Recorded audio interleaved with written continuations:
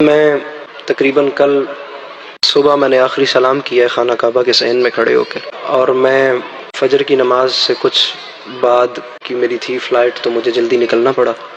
میں جیسے تیسے کر کے بھی رات میں اترا ہوں اور آپ کی بارگاہ میں حاضر ہو گیا۔ میرے شیعہ سنی بھائیوں، جہاں دنیا داروں کے سر سجدہ کریں اسے کعبہ کہتے ہیں، اور جہاں زواروں کے دل سجدہ کریں اسے کربلا کہتے ہیں۔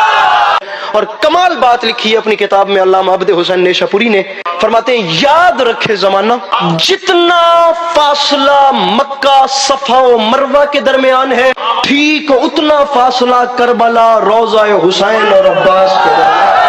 یاد رکھنا کبھی بھی یہ جو دونوں فاصلے ایک ہوئے ہیں نا، انہیں اتفاق نہ کہنا، کیونکہ یہ اتفاق تب ہوتا جب قبریں کسی عام بندے نے بنائی ہو۔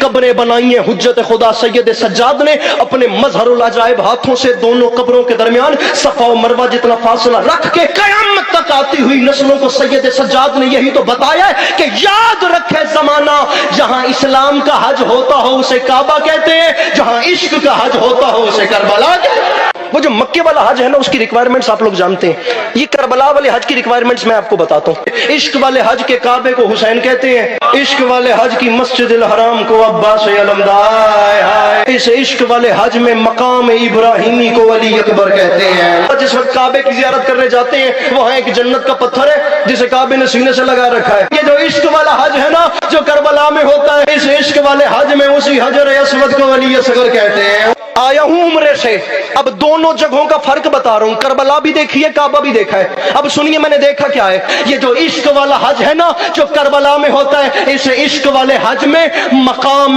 زمزم اس پانی کو کہتے ہیں جو قبر غازی کا طواف کر رہا ہے۔